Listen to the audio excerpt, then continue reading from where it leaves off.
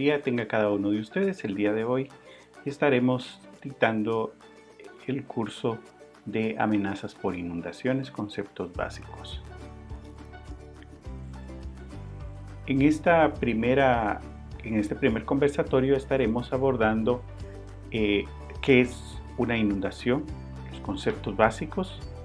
Luego trabajaremos el tema de clasificación de las inundaciones, áreas susceptibles a la ocurrencia de inundaciones y metodologías para el análisis y evaluación de las inundaciones.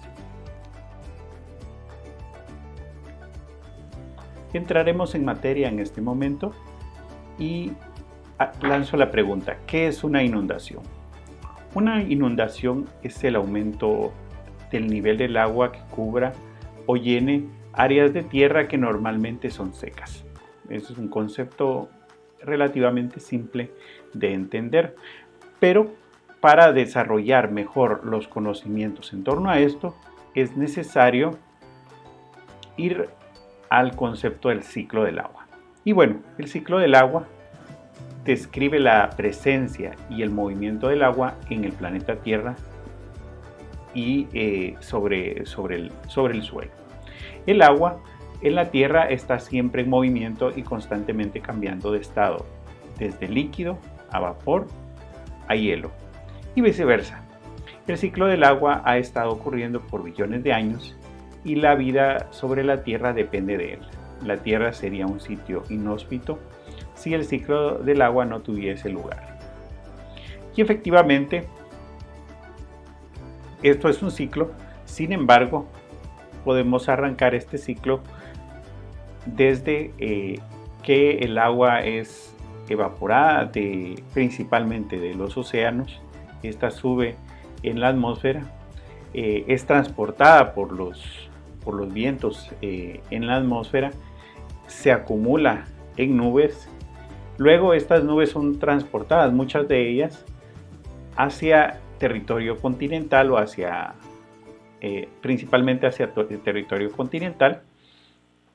Acá se topa con numerosos accidentes geográficos. Uno de ellos es las montañas. Sobre las montañas el agua tiende a precipitar, genera la lluvia. Esta lluvia cae sobre el suelo, se transforma en escorrentía o se infiltra. Esta escorrentía va formando quebradas, ríos, puede llegar a lagos o directamente hacia el océano a través de la superficie de la Tierra, o también esta se puede transportar por infiltración hacia los mantos acuíferos, los cuales también se conducen hacia cuerpos de agua más grandes que pueden ser lagos, otros ríos o incluso el mismo océano. Y así sucesivamente. Obviamente esto ocurre debido a la inyección de energía que el Sol le da a este sistema. ¿Qué son las precipitaciones? Bueno, la precipitación es la caída de agua en forma líquida o sólida desde las nubes. La precipitación es agua liberada desde las nubes en forma de lluvia, agua, nieve o granizo. Es el principal proceso por el cual el agua retorna a la Tierra. La mayor parte de las precipitaciones cae como lluvia. Cabe mencionar que la mayor cantidad de lluvia que cae sobre el planeta Tierra lo hace sobre el océano. Es decir, el ciclo inicia en el océano y termina en el mismo océano, en ese ciclo incluso un poco más corto. Muy bien, la lluvia y su distribución espacial. La cantidad de precipitación varía a lo largo y ancho del planeta, de los países. Incluso hay variaciones en territorios más pequeños. Incluso pueden haber variaciones en la misma ciudad. Y eso es normal y es típico. Acá en este mapa pues podemos ver cómo es la distribución de las precipitaciones en términos de milímetros o pulgadas en un año. Y bueno, vamos a ver que el continente americano tiene precipitaciones abundantes. Tenemos zonas de alta precipitación, como lo es la zona de la Amazonia, la parte sur de la región centroamericana, y zonas que tienen más o tienen un déficit importante de precipitaciones, como lo es dentro del continente americano, la zona de Chile, parte de Argentina y algunas regiones de Estados Unidos. A nivel mundial también, por ejemplo, destaca la parte norte de África y la parte sur de Asia, donde efectivamente las precipitaciones son bastante deficitarias. Eso no implica que en estos territorios no existan inundaciones, y como lo iremos viendo y desarrollando a través de este curso, vamos a ir comprendiendo un poco cómo es que se desarrollan estas inundaciones. Bueno, cabe mencionar que las precipitaciones en términos de intensidad se miden en milímetros o pulgadas sobre una unidad temporal, por ejemplo, milímetros por hora, milímetros por día, y como es en el caso de este mapa, milímetros al año. Un milímetro de lluvia es la altura del agua que se acumula en un metro cuadrado. O también lo podríamos representar como un litro de agua, un litro de agua en un metro cuadrado. Eso nos daría una lámina de 1 milímetro de espesor. Para medir las precipitaciones se utilizan pluviómetros o pluviógrafos.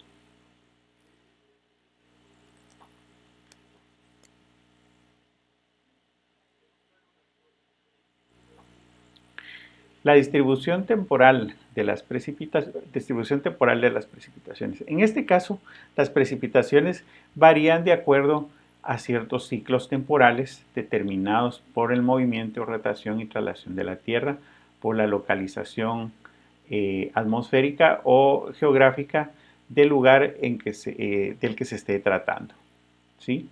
En estos ciclos pueden ser diarios, mensuales o estacionales, o en ciclos anuales.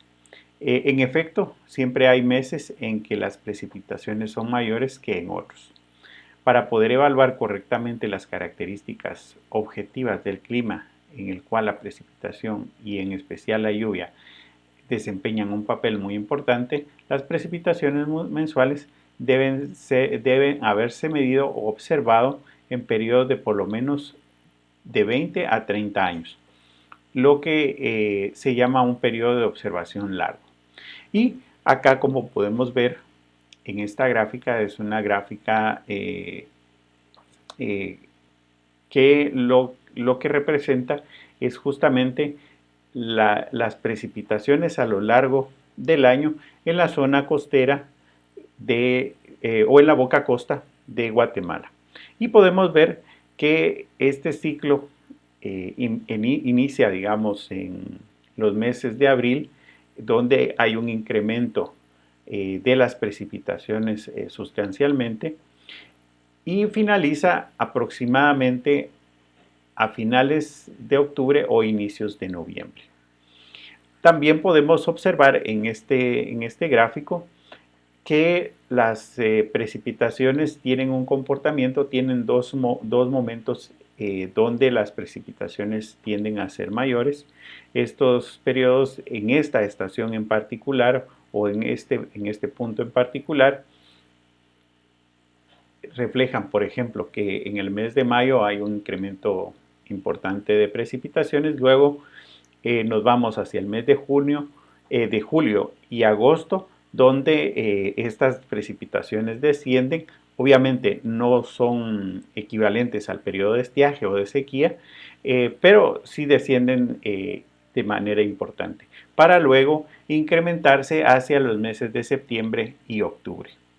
Cabe mencionar también que estos ciclos tienen una alta influencia de lo que es la variabilidad climática o el cambio climático, y eso pues se ha visto reflejado con ciertas alteraciones o ciertas anomalías, principalmente reflejadas en los últimos años. Cabe mencionar también que graficar esto para cada área va a tener un comportamiento distinto. Probablemente en los países donde ustedes se encuentren, este comportamiento de precipitaciones sea diferente. Podrían empezar, por ejemplo, en algunas zonas de nuestro continente, podrían empezar en enero y finalizar más o menos entre junio o julio.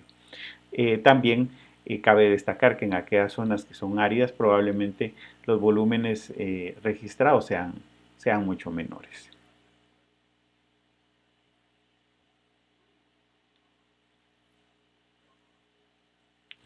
Muy bien, los caminos del agua, básicamente cuando el agua precipita, en general tiene tres vías por las cuales esta agua fluye. La primera es a través de la evapotranspiración. Este punto en particular para el tema de inundaciones no es tan trascendental. Bueno, sí tiene una cierta componente, sin embargo, no la estaremos abordando con tanta profundidad. Y luego también podríamos tener a través de escorrentía o infiltración. Estos dos aspectos tienen una mayor relevancia en el tema de inundaciones. El medio también es importante. Por ejemplo, si el agua transita a través de infiltración, vamos a hablar de que las velocidades que se manejan en a través del suelo, del agua transportándose a través del suelo, va a ir de los 0.001 a los 0.0001 metros sobre segundo en términos de velocidad. Y si lo hace, por ejemplo, a través o sobre el suelo, es decir, digamos, a través de escorrentía superficial, las velocidades pueden ir variando entre 0.1 y 1 metro sobre segundo. Cuando hablamos ya de agua canalizada, es decir, del agua precipitada y que ya logra llegar a un canal, entiéndase artificial o natural, las velocidades pueden estar entre el 0.3 y 4.5 metros sobre segundo. Entonces, son parámetros referenciales y pueden variar dependiendo de las condiciones propias en las que se esté manifestando el fenómeno.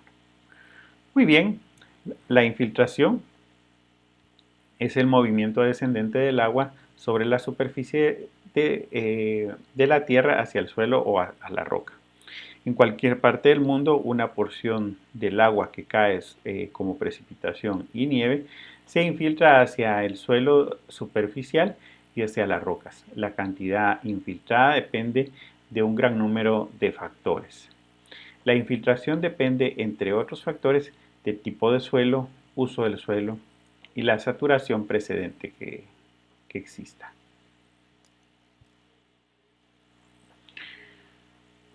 Muy bien, infiltración, tipo de suelo y saturación. Esto es importante debido a que, por ejemplo, si tenemos suelos poco desarrollados, donde la roca esté más sana, probablemente vayamos a tener condiciones bajas de infiltración. Obviamente acá pues vamos a tener un desarrollo de suelos menor. Sin embargo, con el transcurrir del tiempo en términos geológicos, pues vamos a tener un desarrollo de suelo mucho mayor. Luego podríamos tener perfiles de suelo donde tengamos suelos más desarrollados y la roca esté a mucho mayor profundidad. Probablemente acá vayamos a tener una mayor infiltración. Esto también va a depender específicamente del tipo de suelo. Hay algunos tipos de suelo arcillosos que son también suelos impermeables. Entonces, en esta condición, el agua pues no se infiltrará de la misma forma que si tuviéramos un suelo con mayor permeabilidad, como podrían ser arenas o determinados materiales que sí permiten una mayor infiltración. Luego tenemos un tercer caso donde tenemos ya suelos más desarrollados. Probablemente la roca madre esté mucho más a mucha mayor profundidad, y acá vamos a tener la posibilidad de que tengamos una mucho mayor infiltración. Cabe destacar de que esta infiltración va formando los mantos acuíferos, de los que en muy buena parte son explotados para el consumo humano y las diferentes aplicaciones que el ser humano le puede hacer a este recurso. También esta infiltración tiende al llegar a ciertas capas, tiende a transitar de forma horizontal, forma flujos. Por supuesto, estos flujos, como se aprecia en la figura a continuación, estos flujos pues se van moviendo a través de las partículas. En algunos casos puede llegar a formar cavernas, o a encontrarse con cavernas y circular a través de ellas. Sin embargo, en términos más generales, este flujo lo va a hacer a través de las partículas. Y bueno, básicamente así es como el suelo tiende a saturarse.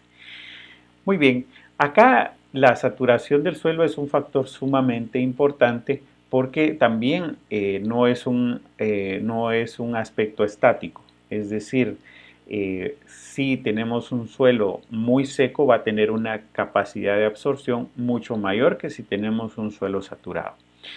Por ejemplo, si tenemos una lluvia en los meses a inicio de la temporada de lluvia, probablemente vayamos a encontrar esta situación, es decir, suelos muy secos. Entonces una buena cantidad del agua pues va a tender a infiltrarse, en condiciones naturales, por supuesto. Luego, si por ejemplo hay una lluvia también que ocurre hacia los meses de mayor precipitación o hacia el final del periodo de lluvia, probablemente este suelo ya se encuentre saturado. Entonces su capacidad de absorción es menor. Es decir, esa agua que podría absorberse o infiltrarse va a tender, por estar el suelo saturado, va a tender a escurrir, es decir, a no permear. Y esto es importante para el tema de inundaciones, porque si bien, digamos, no es un factor, este es un factor muy importante cuando se trata del escurrimiento que el agua puede hacer hacia ciertos lugares donde podría haber una inundación.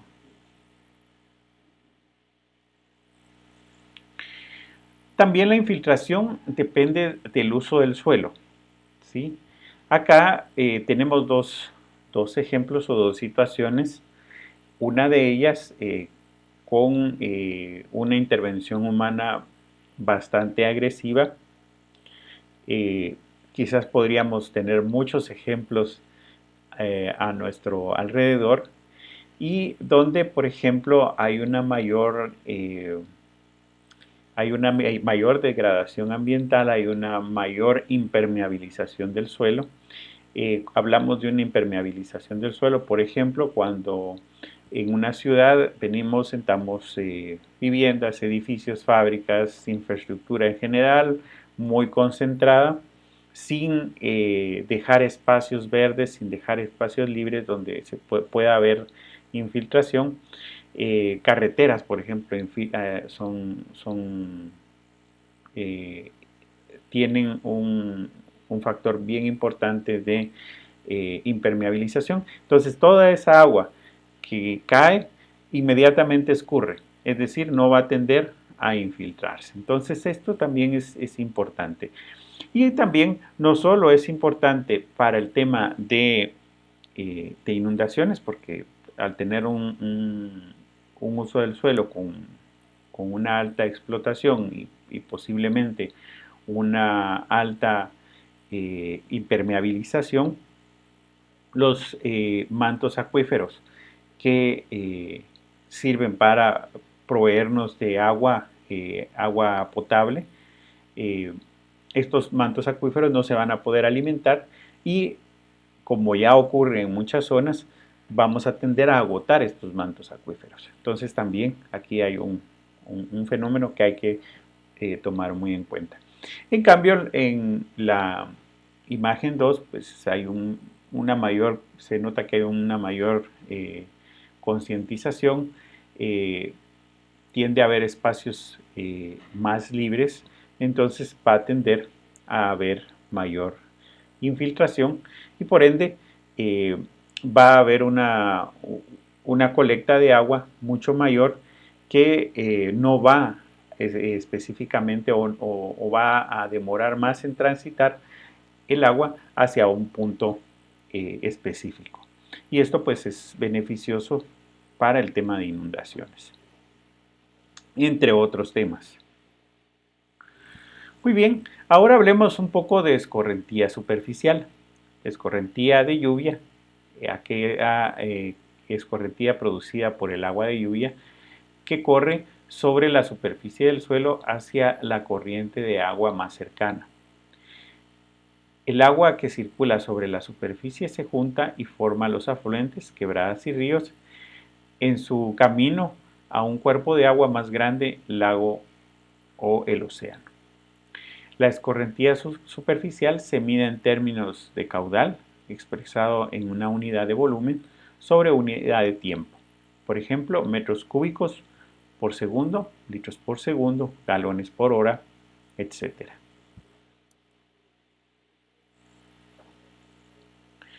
Dinámica de la escorrentía superficial. La escorrentía de lluvia, aquella que corre sobre la superficie terrestre, tiene cierta dinámica que depende principalmente de la capacidad de erosión y depositación, el arrastre de materiales, el arrastre de sedimentos, la topografía o morfología, el tipo de suelo y el uso del suelo. Aquí vamos a hacer un paréntesis y ya vamos a hablar de lo que son las cuencas. Una cuenca es un territorio cuya agua fluye toda hacia el mismo río, lago o mar. Es decir, toda el agua que cae en cierto territorio va a converger hacia un mismo punto de drenaje. A esta clase de cuencas se les llama cuencas hidrográficas.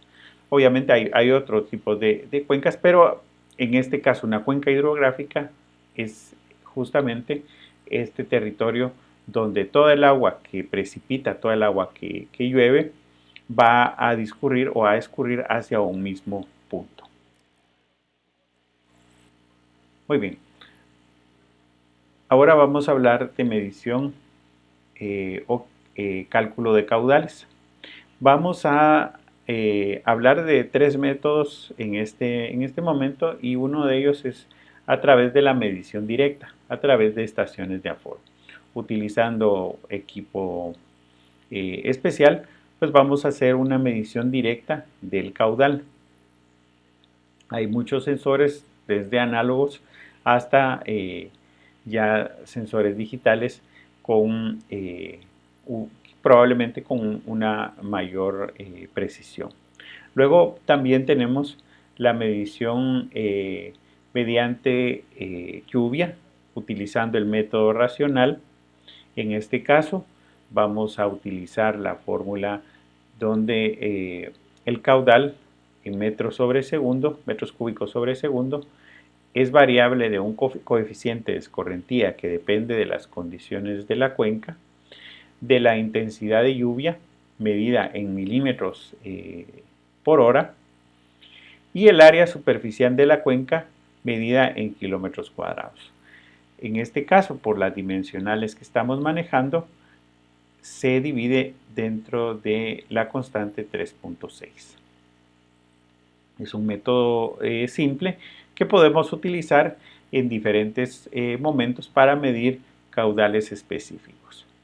Luego, la medición a través de morfometría, a través de área por velocidad, vamos a tener un perfil del río, un perfil que nosotros conocemos, y también vamos a hacer una medición de la velocidad del flujo sobre ese perfil.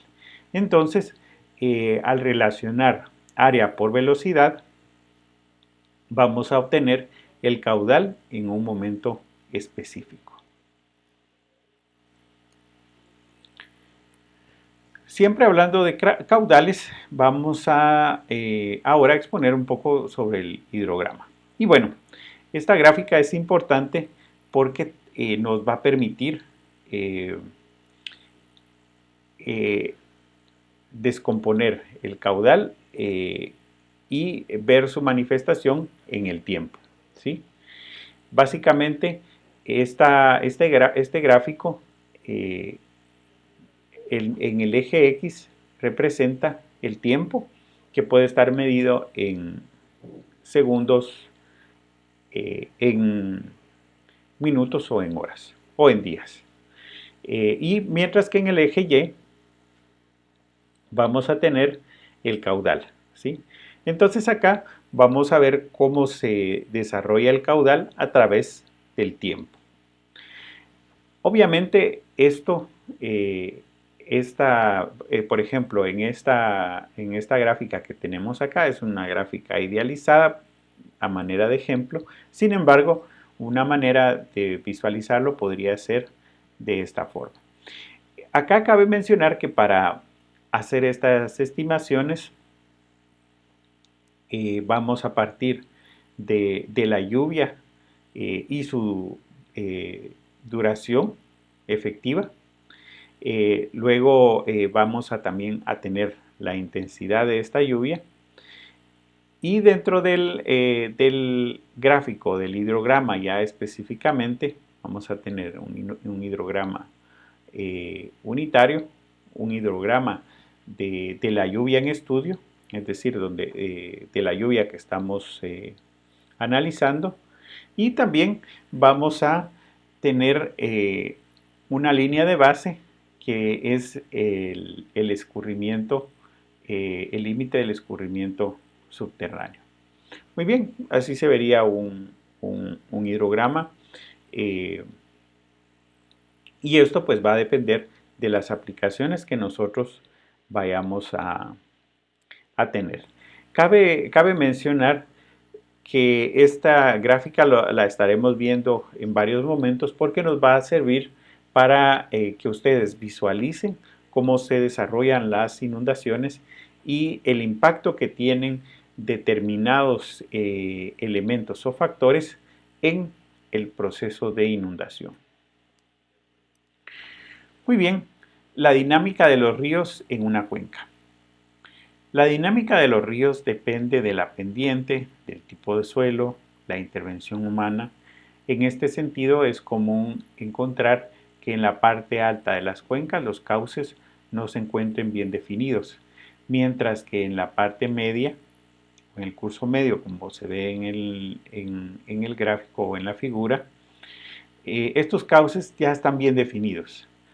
En la mayoría de tipos de cuencas están bien definidos, mientras que en la parte baja se forman deltas con alta acumulación de sedimento, que marca la dinámica del río en esta zona.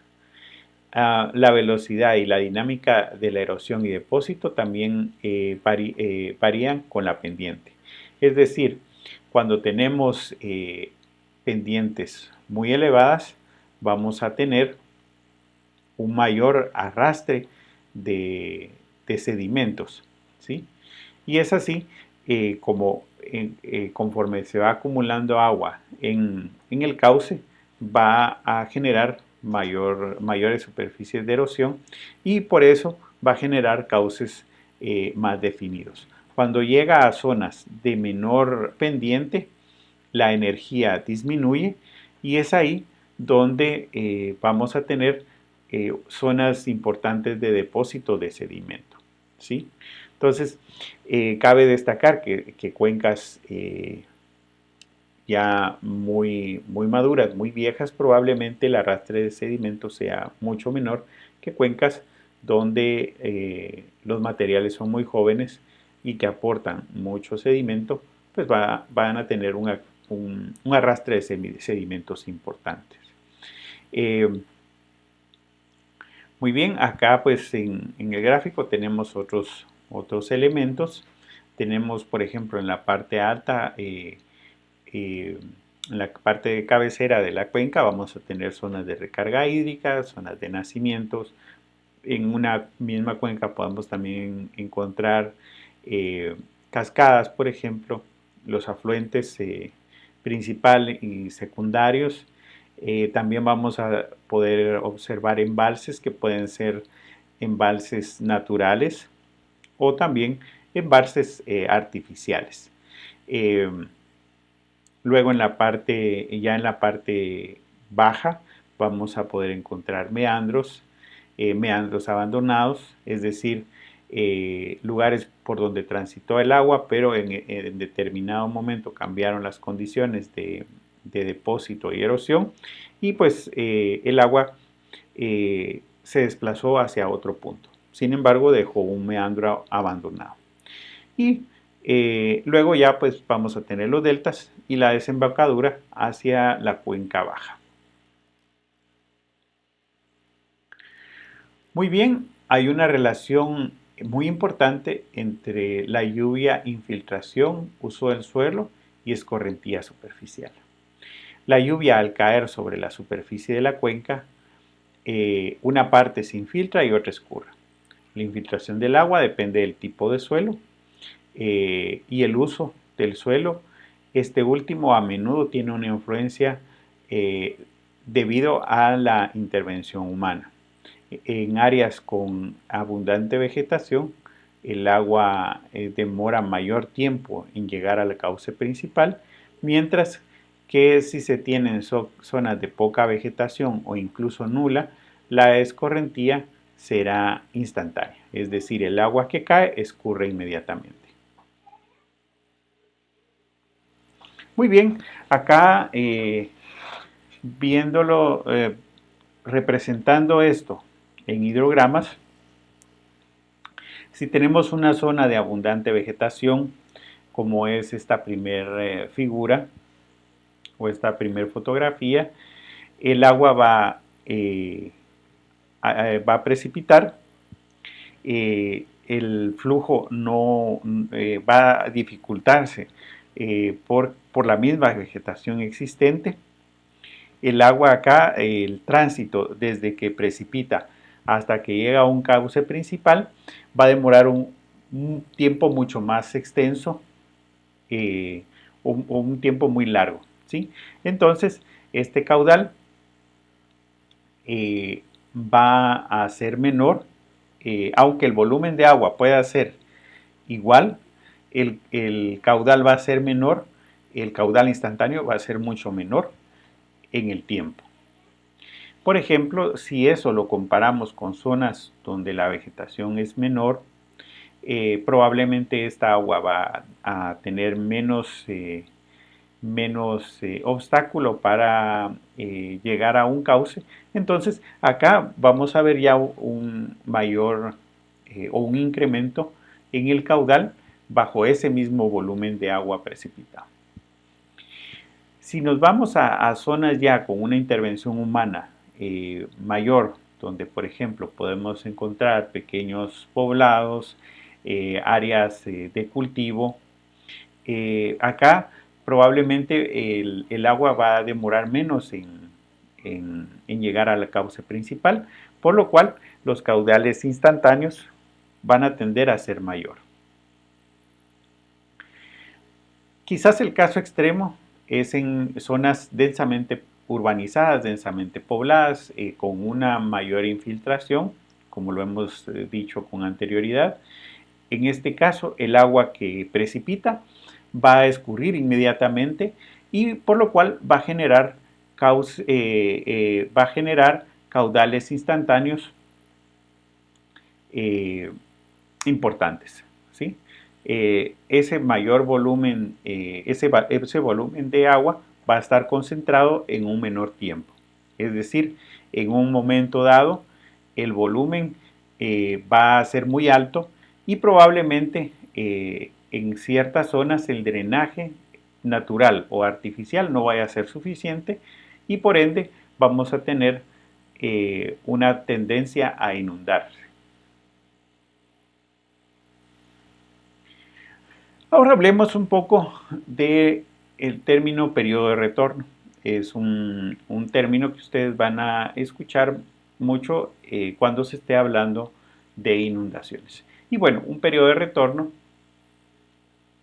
de cualquier evento extremo, tormentas torrenciales, temperaturas extremas, huracanes, etcétera, se define como el lapso o número de años que en promedio se cree que será igualado o excedido, es decir, es la frecuencia con la que se presenta un evento, ¿sí? Y bueno, acá podemos ir identificando con determinado evento hasta dónde ha llegado el agua. Entonces, por ejemplo, vamos a tener una zona que es la zona donde normalmente transita el agua, donde vamos a ver que hay un cauce bien definido, probablemente transita agua por ahí, es la zona fluvial y básicamente es la zona que tiene el río o el cauce para evacuar el agua de manera normal. Es decir, todos los años vamos a tener cierto volumen de agua que va a transitar por ahí.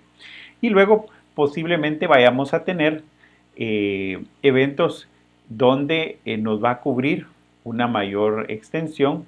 Estos eventos pueden tener una recurrencia mayor a la recurrencia anual y podríamos andar sobre periodos de retorno de estos eventos donde vamos a tener caudales más importantes, donde va a llenar más espacio o donde va a abarcar más espacio, donde posiblemente tengamos periodos de retorno de entre 5 y 10 años.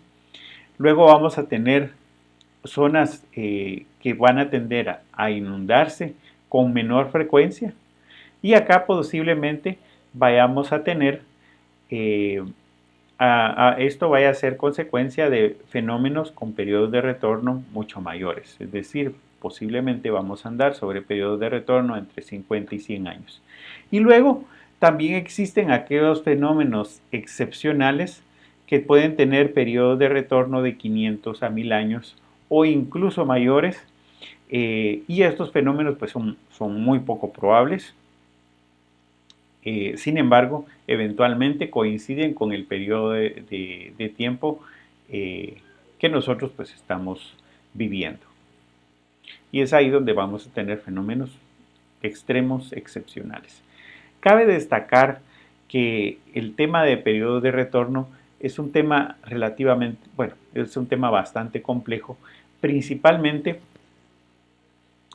porque actualmente pues las inundaciones o las áreas de inundación dependen del régimen de lluvia. El régimen de lluvia, debido a la variabilidad climática y al cambio climático, han cambiado y podríamos estar teniendo eventos extremos con mayor frecuencia.